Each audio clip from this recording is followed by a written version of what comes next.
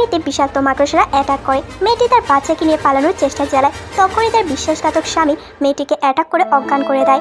দেখা যায় দুষ্টু বাচ্চাটি তার বাবার সাথে চলে যায়, মায়ের কথা চিন্তাই করে না। আর মেয়েটি আস্তে আস্তে পোকার কামড়ে মৃত্যুর কোলে ঢলে পড়ে। তখনই সময় পাল্টে চলে যায় অতীতে। মেয়েটি চোখ খুললেই দেখতে পায় তার বাচ্চা তার সামনে। সে তাকে ধাক্কা দিয়ে ফেলে দেয় আর আস্তে আস্তে বাড়ি গিয়ে দেখতে পায় সবকিছু আগের মতোই রয়েছে। টিভিতে খবর বলা হয় যে একটি লাভা বিস্ফোরিত হয়েছে। মেয়েটি বুঝতে পারে সময় কিছুটা বাকি আছে। সে তার হাজবেন্ডের ফ্যামিলির সবাইকে সতর্ক করতে চায়, কিন্তু তারা কোনো কথাই শোনে না। তারা একটি ডিম পেয়েছে, এটা নিয়ে ব্যস্ত থাকে। মেয়েটি বুঝতে পারে এই ডিমের জন্যই তাদের উপর অ্যাটাক হবে। সে তার ছোট বোনের দিকে তাকালে মনে পড়ে যায় তার ছোট বোন মাকড়সার কামড়ে কি করে মারা গিয়েছিল।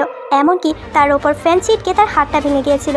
সে তার বোনকে সতর্ক করে আর দেখতে দেখতে মেয়েটির কথাই সত্যি হয়ে যায়। তখনই তারা সময় চেক করে দেখতে পায় কিছুক্ষণ সময় বাকি আছে।